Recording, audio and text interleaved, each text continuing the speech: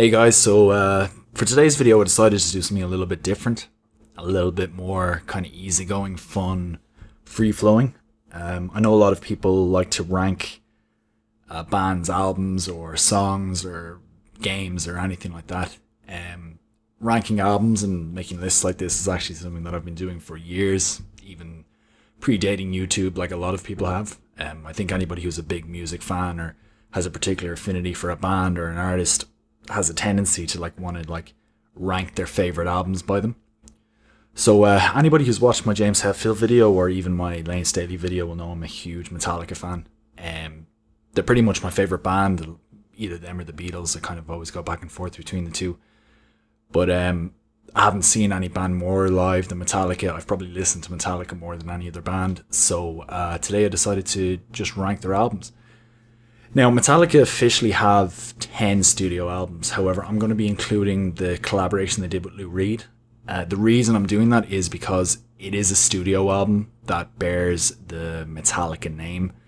So I figured it should technically count as a studio album, even though it is a collaboration album. I'm going to include it in this list anyway.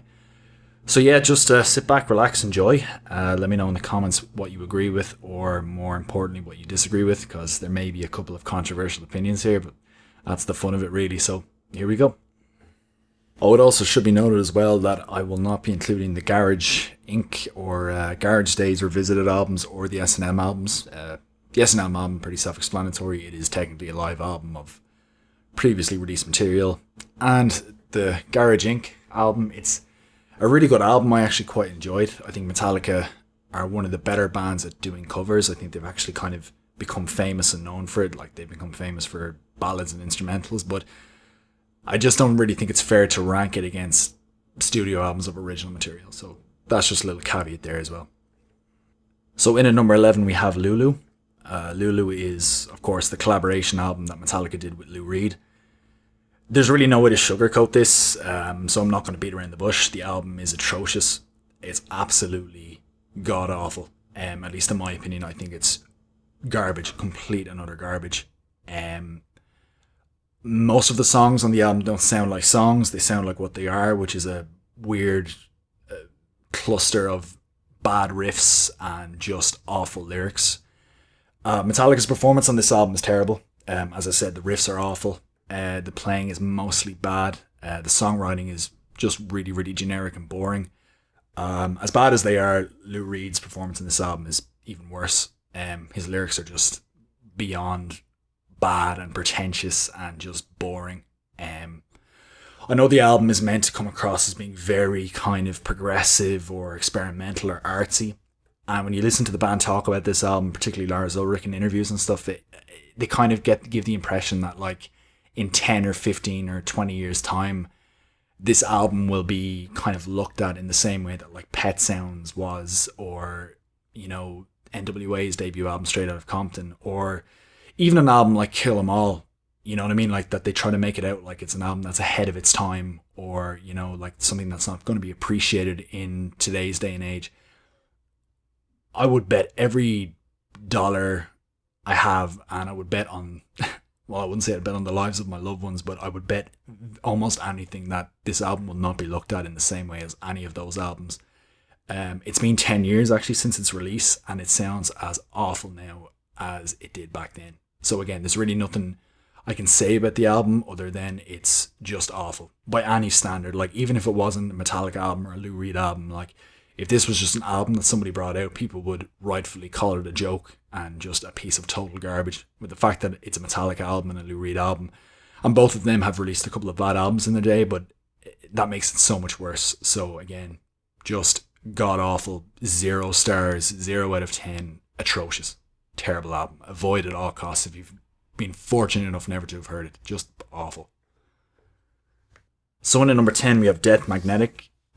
This may be a controversial ranking of this album. I know a lot of people like this album. Personally, I really, really don't. I think it's an album that sounds exactly like what it is, and that's kind of Metallica trying to reignite the sound of their 1980s album. So you can tell that on this album they were really, really going for the Ride the Lightning, Master of Puppets, and Justice for All kind of sound. In fact, I think in an interview, I think James Hetfield said that it was like the missing link between A Justice for All and the Black Album.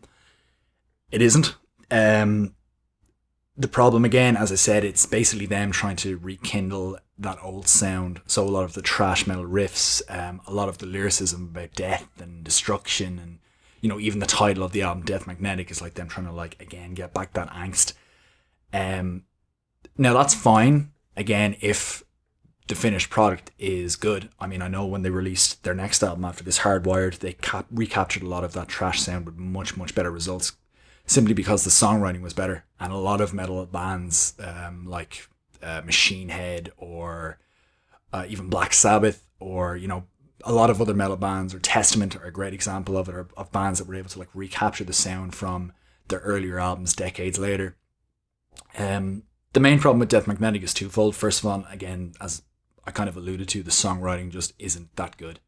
The riffs aren't great, lyrics aren't great, Hetfield's vocals aren't the best. Even tracks like The Day That Never Comes, you really just can tell that's just them trying to rewrite Fade to Black or One.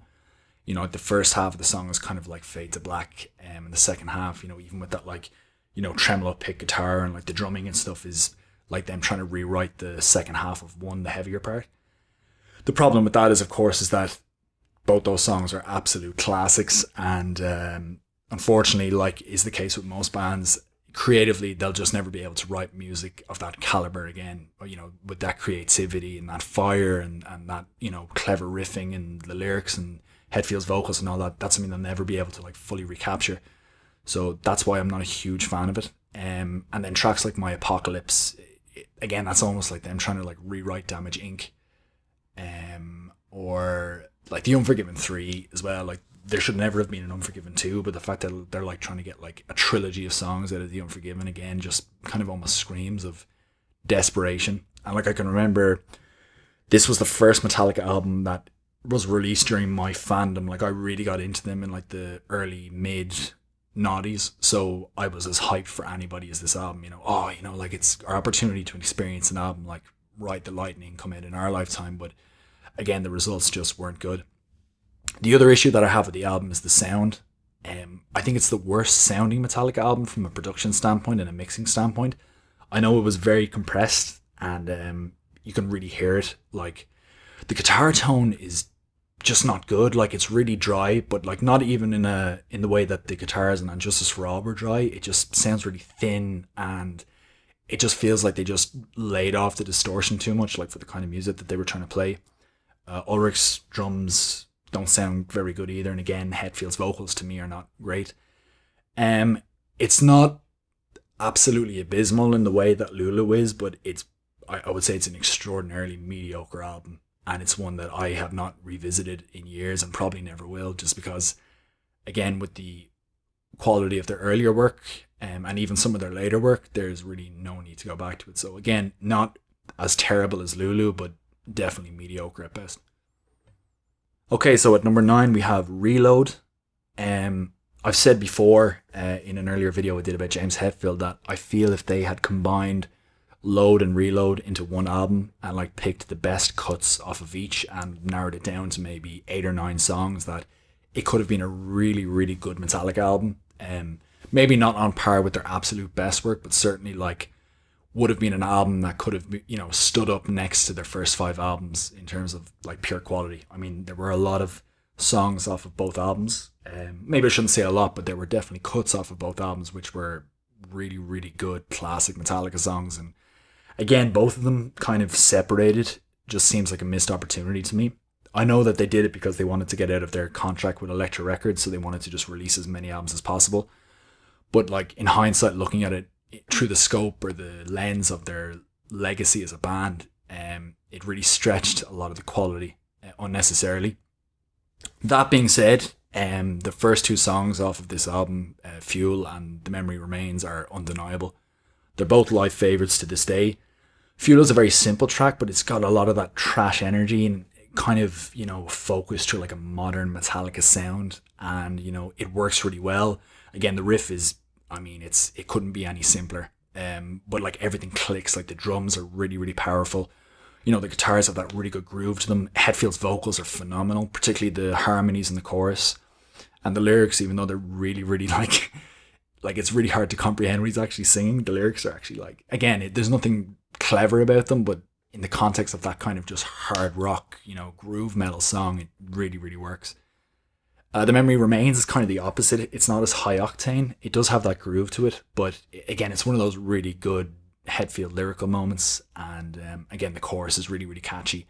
And I mean, there's a reason why they play both of those songs live more than anything. Like even off of the first album, Load, they're both just great. Aside from that, though, this is why Reload ranks so low for me on this list. Aside from those two songs, there's nothing on the album that I really like.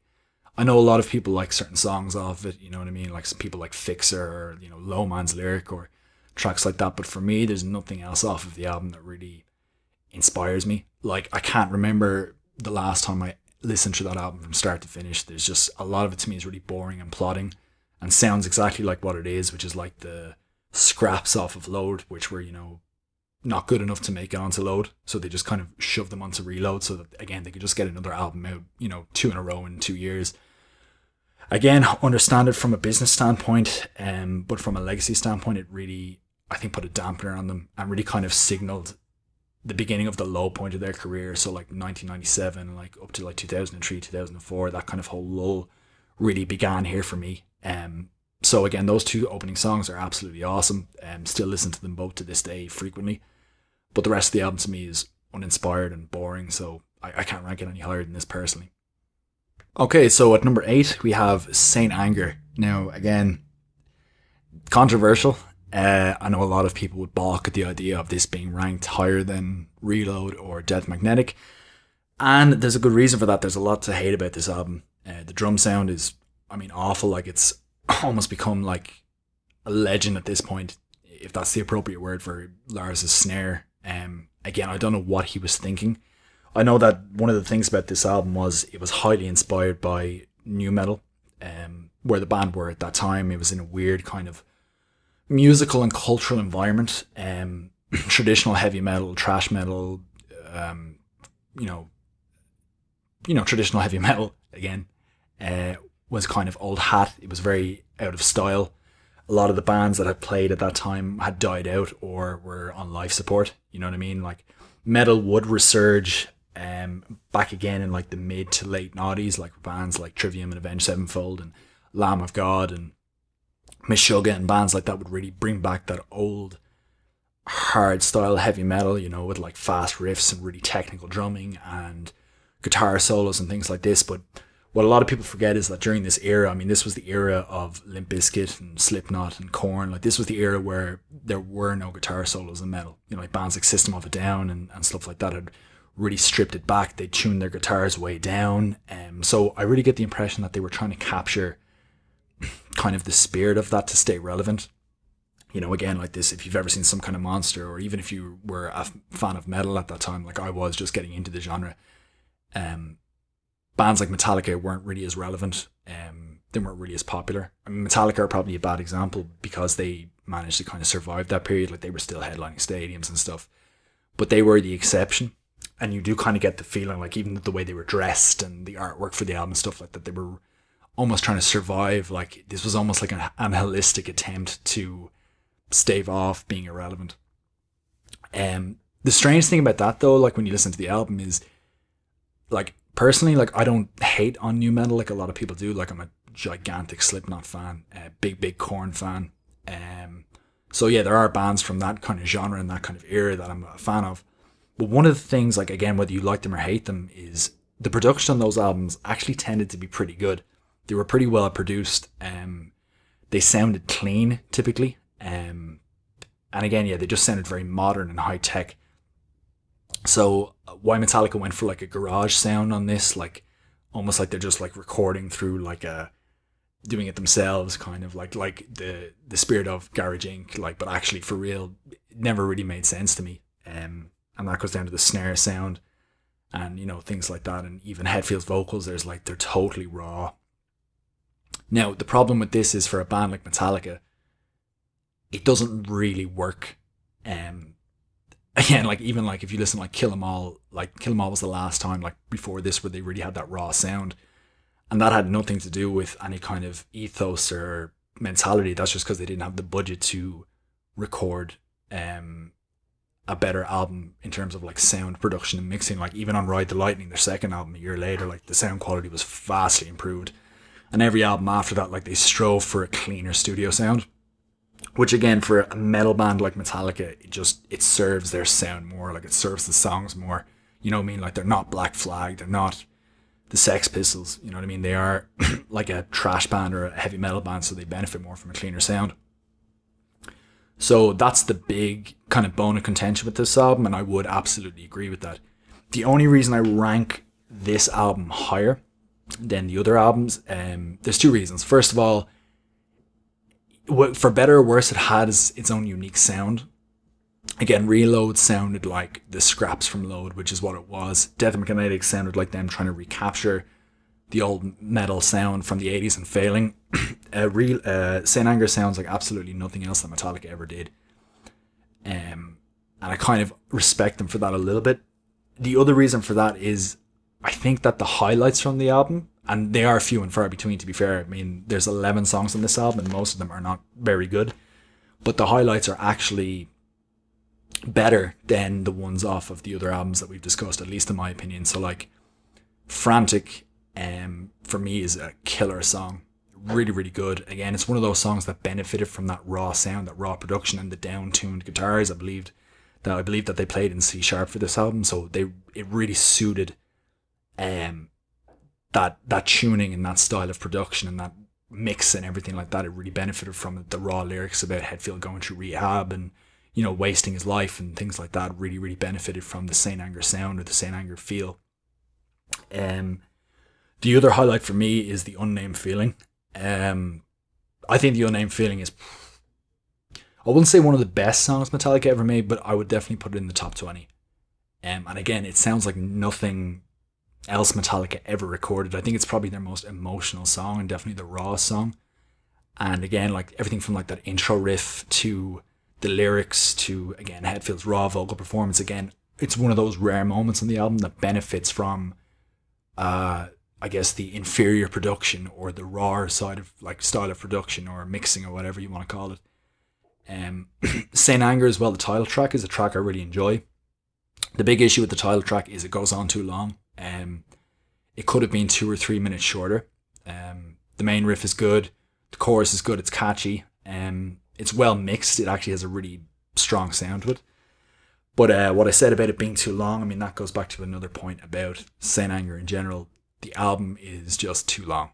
Metallica were kind of lauded for their long songs on their earlier albums, but even if some of the songs on their earlier albums were a touch too long, for the most part, they, like, the length all had a purpose. So like a song like Master of Puppets, for example, is over 8 minutes long, but it goes through so many movements and changes, you know, with tonal differences and things like that, that it actually works, like it makes sense.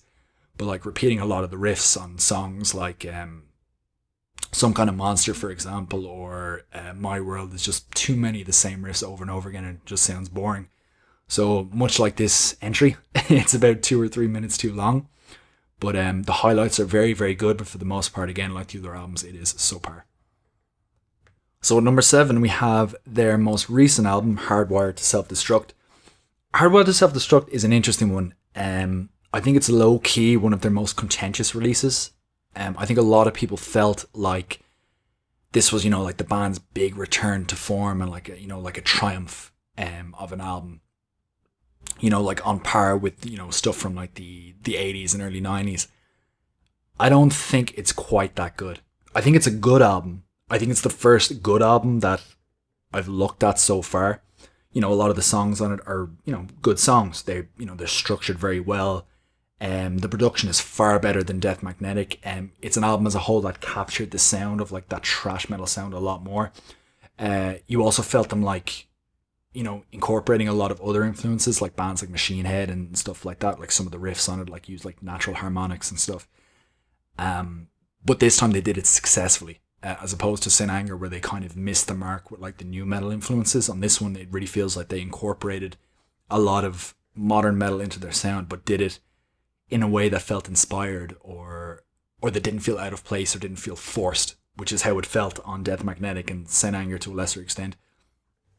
Again, my only bone of contention with this album is simply that it's just not a great album. It's a good album. It's a good album. It's very listenable. It's just not great. Like, it's just not one of those albums that I just go back to and listen to over and over again. I will say this though, whereas I was unpleasantly disappointed when Death Magnetic came out, I was pleasantly surprised when Hardwired came out. Like, I don't actually think I bought it or listened to it on the first day. I heard that there was a new Metallica album coming out in, I think it came out 2015, I believe. And I remember going kind of like, oh, that's interesting. And then totally forgetting about it. And I think a friend of mine, maybe a week after it came out, called me or met up with me and was like, have you listened to the new Metallica album? And I was like, no, not really. And then I think he was like, oh, it's actually really good. You should listen to it. And then I went home and I listened to it and it actually was good. Again, not great. Definitely not a classic Metallica album by any means. It doesn't belong anywhere near the upper echelon of Metallica releases. Like, it doesn't touch anything from the 80s, at least not in my opinion. But it is the first good album that we've looked at so far. Again, this is all my opinion. So again, a pleasant surprise when it came out. But I think in hindsight, people have looked at it with a lot of like hyperbole and with rose tinted glasses. So not quite a classic album, maybe not even a great album, but definitely a good, solid metal album. So yeah, good for them. And number 6, Kill 'Em All. Alright, I'm going to be honest. I did this to be a little bit of a jerk. I could have easily ranked this at number 5 and kept, the 5 albums from the 80s in like perfect succession as like the 5 best albums they made. This is a little bit of a controversial choice. I'm doing it half to be authentic and half to be controversial. To be honest with you, like, this could easily have made number 5, but I want it to be a little bit controversial and put it here and kind of maybe cause a little bit of a debate in the comment section if anybody decides to watch this or comment on it. Kill 'Em All is a good album. I would say Kill 'Em All is a really, really good album. Historically, it's a monumental release. We could get into the debate about who started thrash metal. People say, Exodus were the first, or, some obscure band from Finland had a demo that came out in 1979. Or, people even sometimes say Motorhead with Overkill or whatever was like the first like pure thrash album.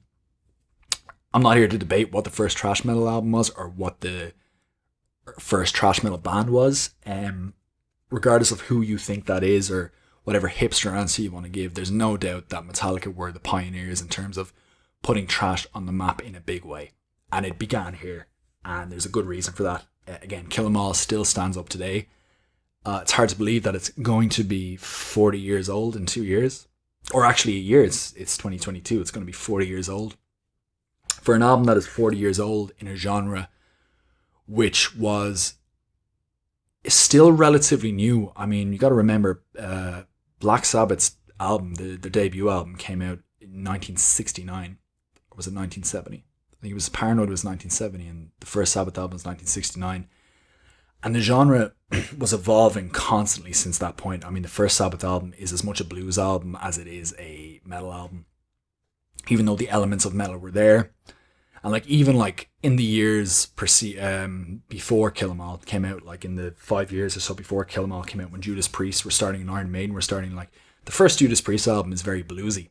It doesn't sound like a metal album at all. So the genre was still evolving all the time by the time Kill 'Em All came out. I mean, I believe Number of the Beast by Maiden came out in 1982.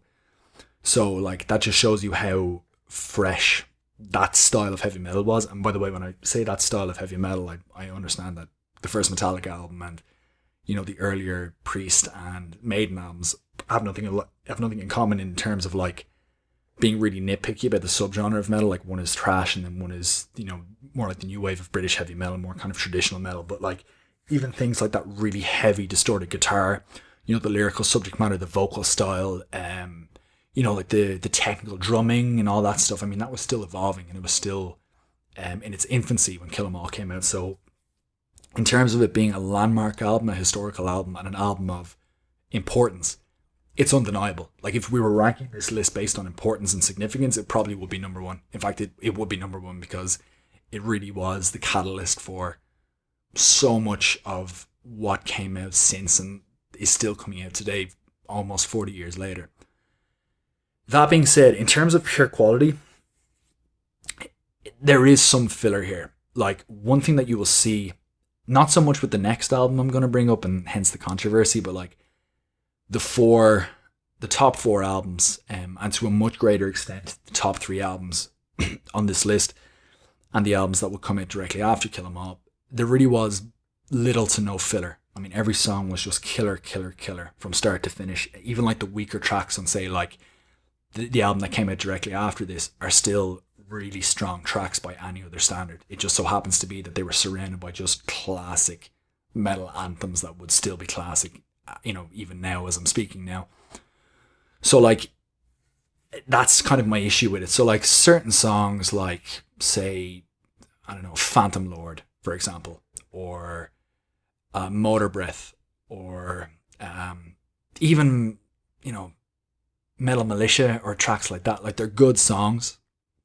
They're just not classic songs, and they're very primitive in terms of their songwriting. You know what I mean? It's like the riffing is very primitive, things of that nature. The other thing as well is, like, obviously the performances on the album, particularly Hetfield's vocals and Lars's drumming, are not the best, at least in terms of like what would come afterwards. So like, obviously with later albums, Hetfield's vocals would just improve exponentially, like to a point where it's like almost impossible to think that this guy who sings on Kill 'Em All is the same as the guy who sings on like the Black album. And Lars's drumming as well, like, to give credit where credit's due, I know a lot of people like to kind of take a dump on him, but I mean, his drumming got way, way better in later albums, and like on albums like Injustice for All, I mean, he really was a beast on those albums. Again, I'm not saying that he was, Neil Peart or, like some of like the upper echelon drummers like Nick Menza from Megadeth, or Dave Lombardo from Slayer, but definitely solid, really, really good. That being said, there are a lot of highlights in this album. The Four Horsemen for me is one of the best Metallica songs ever made, easily top 10. I love it so much more than the Mechanics in terms of like the groove, and then like that middle section, the melodic middle section, really kind of foreshadowed, really beautiful melodic moments on later Metallica songs like, say, Orion, or even a lot of like the ballads that would come after that, and showed them, what them being very melodic and very progressive, before they really became known as melodic or progressive. Like, the signs were here. Other tracks like Seek and Destroy obviously is a anthem, Whiplash, tracks like that, Anesthesia, Pulling Teeth, Cliff Burton's solo, again, not the technical masterpiece that people try to say it is. I mean, it's basically just him playing arpeggios and then doing a nice solo at the end, but still very melodic and very impactful, and really groundbreaking for a bassist to do something like that at the time. So yeah, when Kill 'Em All is strong, it's really, really great. I just don't think it has the legs of other Metallica albums, if that makes sense. I just don't think it has the consistent star quality track by track that other albums would have. So that's the only reason why it's ranked this low. But its high points are really, really high. Tracks like The Four Horsemen, again, excellent songs. So a really, really, really good album, just not upper echelon good. Okay, and at number 5 we have Load. I have a feeling that this is going to be one of those albums where the majority of people are going to like shake their head and just turn the video off and unsubscribe. But there will be like a handful of people that will feel like, oh yeah, validation for, an album that they really like. Load is a very good album. Load is a really, really good album. I'm going to get the issue with Load out of the way straight away, and it's going to feel like I'm repeating myself. The problem with Load is its length. There's 14 songs on Load. There doesn't need to be 14 songs on Load. There could have been 8 songs on Load. As I said, for the Reload entry, if they'd combined, say, the first 2 tracks off of Reload with the best 5 or 6 songs off of Load, it would be a really, really good album. Like a really, really good album, like up there with, like, say, Injustice for All, in terms of like songwriting quality and listenability and all that. Like, it could have been an excellent album. That being said, if you take away basically like most of the second half of Load, so basically everything from Cure to The Outlaw Torn, with like 1 or 2 exceptions in between, it's a really good album. Until It Sleeps, for example, for me is one of the best Metallica songs ever. Maybe not like top 5, but easily one of the best songs they ever made. The songwriting is super, super clever. The chorus is exceptionally catchy. Like, Hetfield's vocals are really, really strong on it. Lyrically, it's one of the best Hetfield songs, and that's going to be a common thread. And one of the biggest saving graces of Load as an album is Hetfield's lyrics are next level on this album. Like, I don't think Hetfield ever wrote better lyrics than on the Load album. Another great example of that is Bleeding Me, which is my personal favorite Metallica song from a lyrical standpoint. I think Hetfield, like, it's very simplistic, but I think Hetfield really nailed those feelings of like desperation, like when he was dealing with his alcoholism or depression, or, you know, the uncertainty of the direction of the band, and like all of that strife really came through really strong on that song. And again, like Until It Sleeps, it's very catchy, very well written, very well produced. Again, Bob Rock really nailed it here. One of the issues that people have with the album is the change in sound. It's not quite as hard hitting. It doesn't really have that edge of like the earlier albums in terms of like the guitar sound being really distorted, or, you know, a lot of like pretty much all the thrash metal elements and like really, really heavy metal elements were taken out of the album. People have criticized Hammett's solos on the album, saying that they were too blues inspired. I know he went back to university after the Black Album came out and studied music, which, you know, ironically, arguably made him worse at the guitar, because he got really into like blues and that kind of thing, which kind of slowed down his guitar playing and maybe kind of switched focus from like the more technical aspect of guitar, which, to be fair, is his role in a band like Metallica, to, you know, again, something more subdued. But if you take Load as it is, so in other words, if you take it away from like the context of what you want Metallica to be as a band, or how disappointed, say, some of the older fans of the band were when it came out, you know, compared to like the earlier albums and like them getting haircuts and all that arbitrary BS, which really doesn't mean anything. The songwriting, which is the most important thing for all their albums and any album by any band, the songwriting is what should shine through. And again, the problem with Load is it's overindulgent. It's too long. A lot of the tracks are too long. Like, you know, The Outlaw Torn is nearly 10 minutes long. It doesn't need to be. But again, if you look at like the first 7 songs on that album, there's some really good stuff there. So again, The House That Jack Built, really, really solid song. Maybe a little bit plodding, but very, very good. And then the other one, again, off those first 7 tracks, Hero of the Day, is really, really excellent, man. Like, it's really a classic Metallica song, and one of those songs that I wish they'd play live more often. Really doesn't get the love and respect that it deserves. So again, the reason that I rank Load so high on this list is for the same reason that I rank Kill 'Em All as high as I did. When it shines, when it really shines, it's some of Metallica's best work. Again, I would put Until It Sleeps, Hero of the Day, and Bleeding Me up there with anything off of their first 5 albums in terms of pure quality. And it would stand up with most of those tracks. You know, obviously there's some just classics that I can't compete with, but that's the same for any song by any metal band pretty much, or any other Metallica song. But yeah, I'm happy with placing it at number 5. I think it deserves it.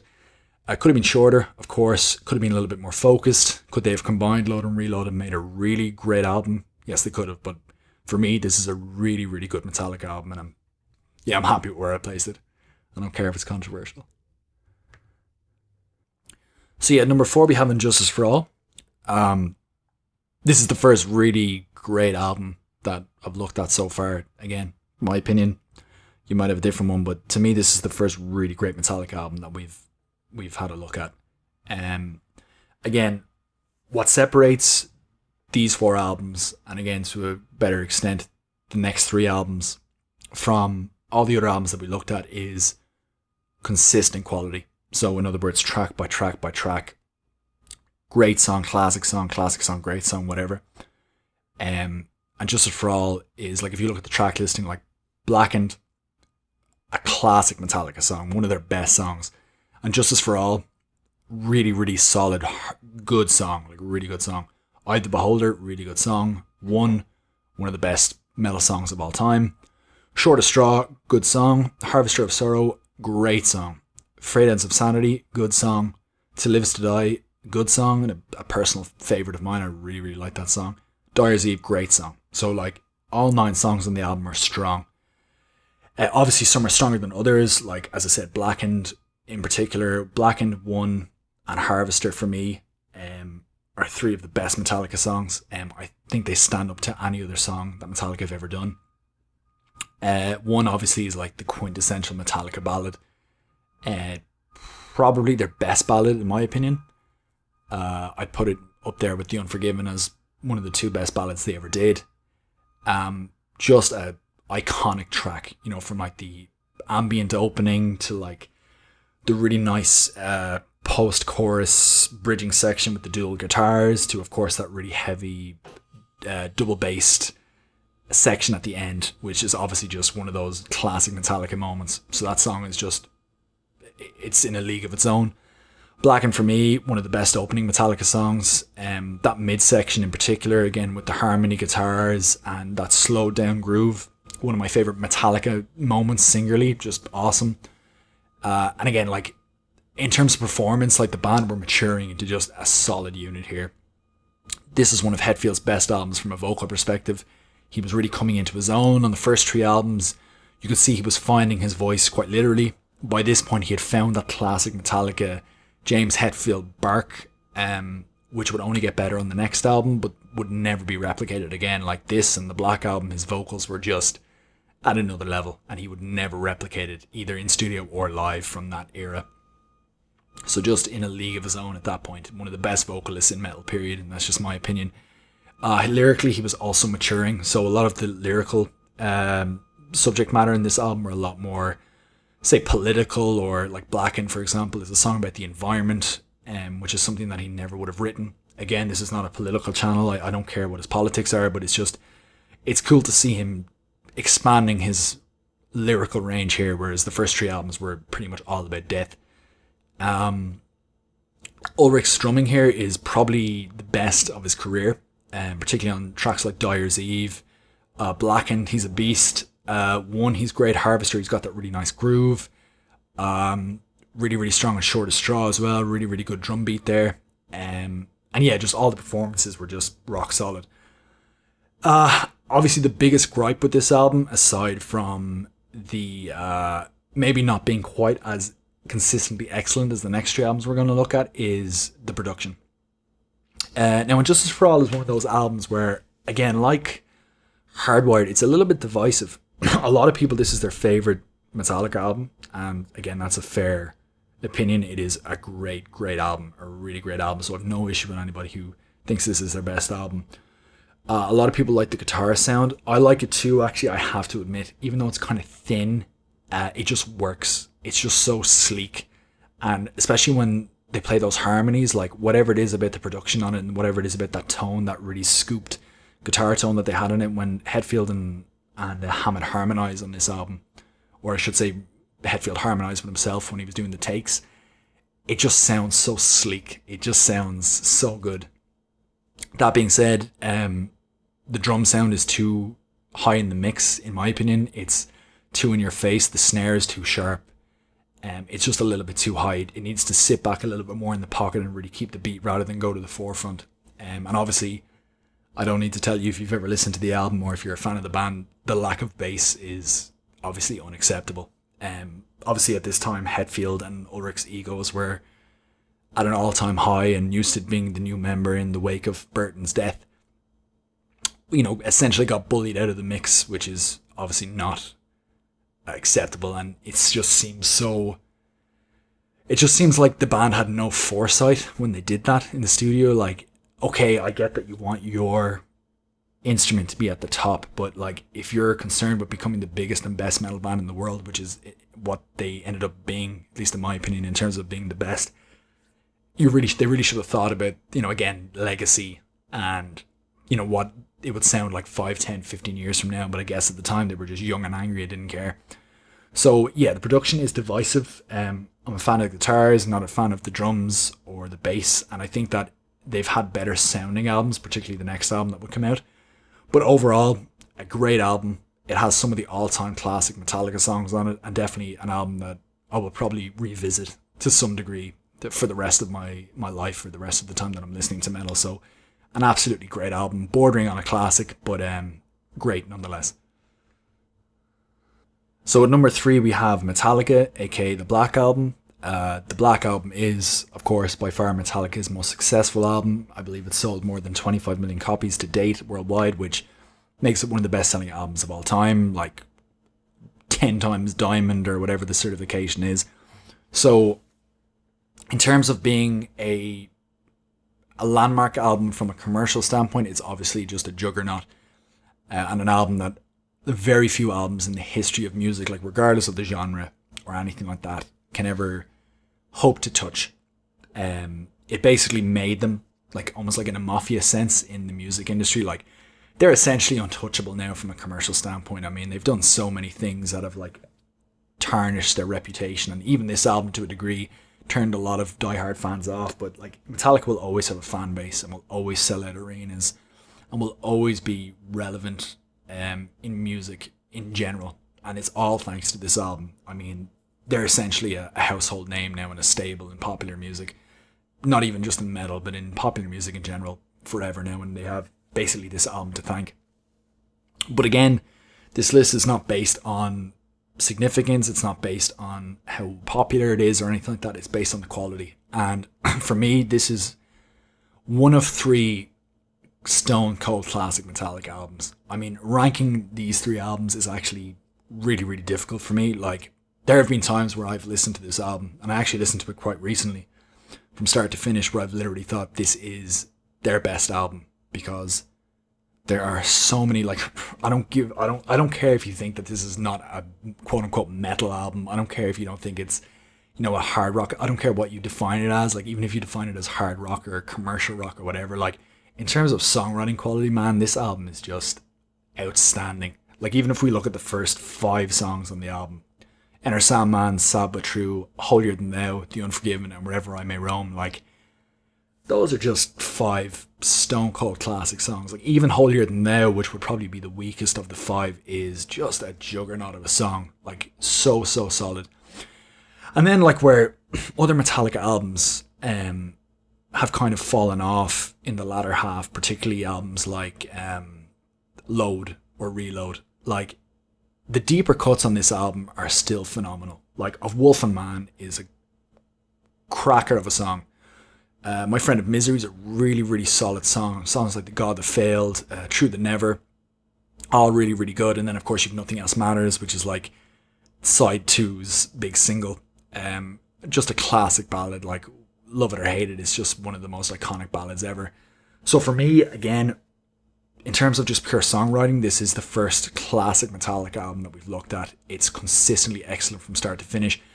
Are all of the songs as good as the best songs on the album? No. There are some weaker moments, for sure. Like Don't Tread on Me, for example, doesn't really do a whole lot for me. Struggle Within, the same, doesn't do a huge amount for me. So in that sense, you know, maybe it's not as consistently brilliant from start to finish as the next 2 albums that we have to look at. But you also have to remember that this is 1.5 times longer as an album than the next 2 albums that we're looking at. Like, there are 12 songs here, and the fact that they were able to keep like that quality up, that songwriting quality from start to finish, across 12 songs for the utmost part, is a real sign of a great band who knows how to write really good songs. I mean, there's not much I can really say about the songs. Like Enter Sandman, obviously an iconic riff, amazing chorus. Sad But True, one of the heaviest, grooviest songs they ever made. Unforgiven, one of their best ballads. Wherever I May Roam is just a great Hetfield vocal song. You know what I mean? Like, he just really rips on it. You know, like Nothing Else Matters, obviously, as I mentioned, a really, really good ballad. Just really solid performances. And yeah, speaking of performances, like, this is the album where they really left off from And Justice for All in terms of performances. Like, Ulrich, like, this isn't as much of a technical album from his drumming. Like, it's more of a groove album, but his performance is still rock solid. Again, Hetfield is as precise as ever. Hammett's solos are really, really good. They shred where they have to. They're melodic where they have to. You can actually hear Jason Newsted's bass on this. This was a real album of redemption for him. A lot of his bass lines are separate from the guitar, which is really, really nice to hear. So even like on tracks like the opening Enter Sandman, like, he kind of has his own groove going on, which locks in with the drums. Wherever I May Roam, he has a lot of room sonically to move around on the fretboard. And then My Friend of Misery obviously is one of his best bass lines. So that's a real album of redemption for him. And then of course we got to talk about the production. This is the best produced Metallica album ever, in my opinion. It's just so good. It's one of the best albums I've ever heard, just from a pure sonic perspective. So like Bob Rock really just hit it out of the park with this. I mean, it was the most painstakingly recorded Metallica album, and it really shows.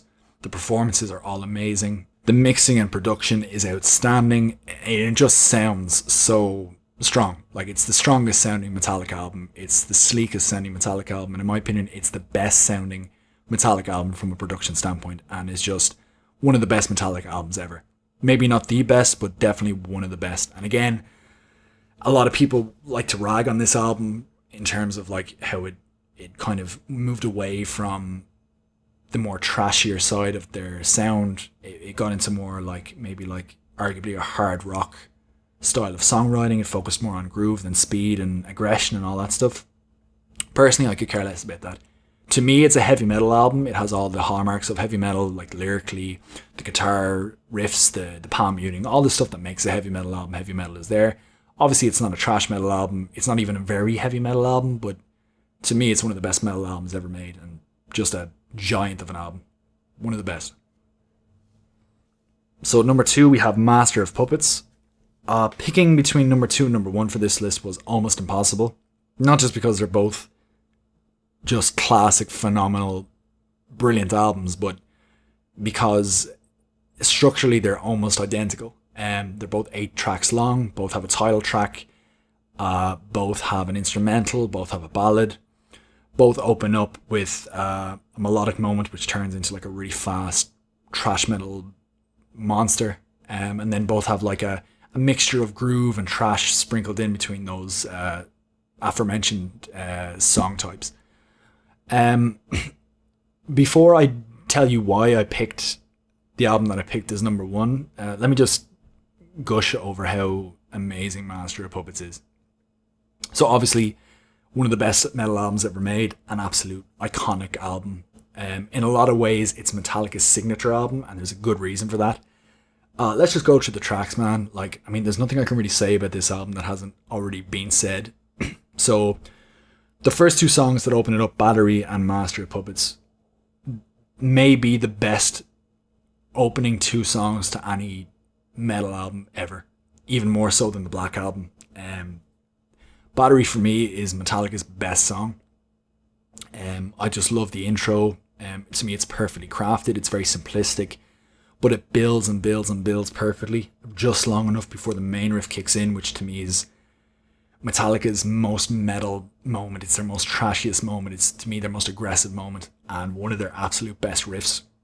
And it's just a lyrical and musical monster. It's just a beast from start to finish, and some of the riffs in it and the solo and everything is phenomenal. And just again, from start to finish, it's just a masterpiece in my opinion. And then you move to the title track, Master of Puppets. Again, Master of Puppets, probably Metallica's signature album. The song Master of Puppets, probably their signature song. I referenced it earlier on when I was talking about how a lot of the longer songs in later Metallica albums, like on Load and Reload, and even on Justice for All to an extent, how they were a little bit too long. In other words, there was a lot of wasted space filled with riffs that were a little bit unnecessary.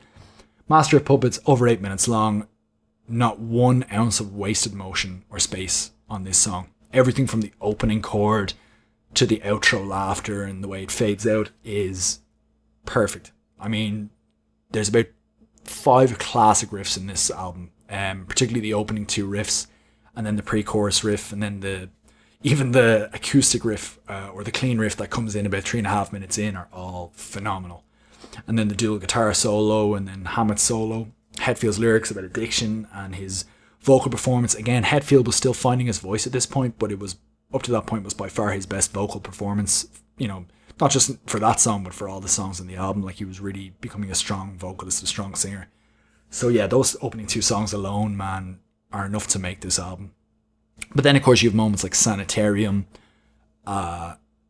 which is, again, probably arguably the weakest Metallica ballad. from the first 5 albums, at least in my opinion, but it just goes to show you how good they were at writing those kinds of songs that it's still one of the all-time classic Metallica songs. And then, of course, you have Orion, which is, again, one of those great Metallica moments. The opening first 4 minutes of it, for me, not the best, but I think that was basically just building up to the bass riff and then the harmony guitars, which is one of the best Metallica moments ever put to record. Like, that whole section with the bass riff and then the harmony guitars and the bass solo and the guitar solo and all that is one of the most beautiful moments that they ever produced. Again, it's not quite as technically intricate or difficult as a lot of people would lead you to believe, when they're, lauding Burton or Hetfield or Hammett's playing or whatever, but it's still just, it shows them as what they were, which is just amazing songwriters and amazing musical craftsmen, which ultimately is all that matters. Like, I could care less if, Metallica are better players or worse players than the guys in Slayer or, Ozzy or Megadeth or a lot of the new metal bands which people love. It's not the point. It's who wrote the best songs. And again, for me, Metallica were the best songwriters in metal and are probably the best songwriters the genre has ever seen and probably ever will see. And again, that's my opinion. It's controversial. A lot of people like to hate on them, but I think Master of Puppets as a whole is just a prime example of the band as amazing songwriters. And the other thing that this album showcased was the diversity of their sound. Do you know what I mean? So like the first album in particular was solely focused on thrash. The second album expounded a lot more and like widened the scope of the sound, but they really put on like a buffet of sonic diversity on this album. You know what I mean? Like, it had its really melodic moments, it had its really trashy moments, it had its heavy, almost groove, almost doom metal moments, like on like The Thing That Should Not Be, for example. And it really was just a very diverse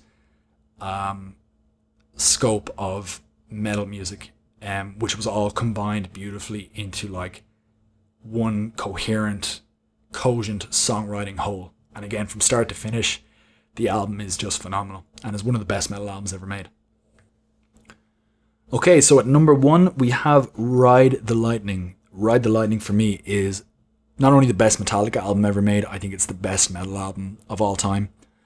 Again, when I said it was very difficult to separate Master of Puppets from Ride the Lightning, to me, the only thing that separates it is track by track from a songwriting perspective. I think Ride the Lightning is just that little bit more consistent and that little bit more strong.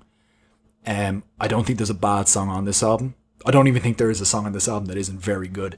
I know the band and a lot of the fans give Escape a bad rap, but I actually think Escape is a really, really good song. I think it's catchy as hell. I think the riffs are really solid. I understand that they hate it from almost like a principle standpoint, because they thought it was them trying to write a poppier song or a more commercial song. But again, like with everything, like when we look at Metallica albums from, the Black Album to Load and all these other albums, like oftentimes the intent doesn't even really matter. It's the end result, and the end result of even arguably the weakest song on the album, Escape, is just really, really, really good quality songwriting and really, really good songs, basically. Again, track by track, I think the album is essentially perfect. The opening track, Fight Fire with Fire, is one of their best songs. Again, very similar to Battery. It opens with that classically inspired, Burton written guitar intro, and then just moves into this just crazy, aggressive, fast song about nuclear war. Again, somewhat primitive lyricism, but in the context of the song and in the context of the album and, in the context of the atmosphere, it just works so well. And then again, it moves into one of Hammett's best solos, that really nice solo that goes over, and then of course his harmony part with Hetfield there at the end. And that's one thing I want to talk about actually just before we get into the next song. This, for me, is probably Kirk Hammett's best album. I think his playing on this album is outstanding, not just from a technical point of view, which probably is his best album technically, but melodically even over the Black Album, I think the melodies he got on his solos and the way he was able to craft songs within songs was never better than here. Which brings us lovely to the next track, Ride the Lightning. Obviously, like Master of Puppets, is a very long, epic title track. Hammett's solo on this is probably even better than on Fight Fire with Fire. It's one of his best solos. I definitely will put it in the top 3. And of course, everything that surrounds it, like the main riff, that real amazing groove riff, the chorus, which is kind of one of the first catchy Hetfield vocal choruses, to like all the riffs that are just sprinkled in the track are all just fantastic. And again, it doesn't feel longer than it should be. Like, it is a long song, again, over 8 minutes. But it works, like it all feels necessary. Then you move on to For Whom the Bell Tolls, again, one of those classic Metallica songs. It's one of the first songs where they really slowed it down, where they really got that groove basically from start to finish. You know what I mean? Like, there isn't even really a guitar solo in it. It's not very long. It just has that amazing opening bass line, and then it goes into that main riff, which is one of their best riffs, and probably the best riff on the album. Maybe Creeping Death is better, but I like For Whom the Bell Tolls the best. Again, and it's one of those first albums that really showed Hetfield's lyrical prowess. Like, it's still one of Hetfield's best lyrical moments. It's very poetic. It's very well structured, and again, just a classic song. And then from there, we move on to Fade to Black, which is one of Metallica's best ballads. It's definitely up there with One and The Unforgiven. Just a really, really well crafted song. Very nice opening riff, amazing opening solo and closing solo. Again, Hammett really doesn't just play solos on this song, it really adds to the song. It plays just some of the best leads. They're all melodic, they all fit. They have almost like their own melodic quality to them. And then again, it goes through those typical ballad movements, again, like quiet first half and then into a really nice second half with a really nice harmony riff at the end. And then after that, go to Trap Under Ice. Again, just a really good thrash metal song. Some really nice riffs in here. Again, Hammett produced some of the best riffs for this song. This was a really good album for him, a really good showing. Even though, again, Hetfield was the primary songwriter, but still just really, really good work. And then we've already talked about Escape. And then we go to Creeping Death. Again, one of Metallica's most iconic songs. I think it's their most played live song of all time. It's either that or Master of Puppets. I think it's Creeping Death. But again, just some of the best riffs that Hetfield ever did. A really epic, chorus, and even more epic midsection, the die section and all that. And then Call of Cthulhu, their first instrumental, well, technically their second after Anesthesia Pulling Teeth, but their first really epic instrumental track, like not just the bass solo. Again, a wonderful, wonderful, wonderful song. Like Ride the Lightning, got to give credit where credit's due. Mustaine produced a lot of the riffs for it. You can hear a lot of those riffs recycled at Hangar 18. But just a really perfect way to end what is essentially a perfect album. Again, for me, there probably will never be a metal album better than Ride the Lightning, and there certainly won't be a Metallica album better than Ride the Lightning. So yeah, again, for me, this is the pinnacle of Metallica from an album standpoint and their crowning achievement.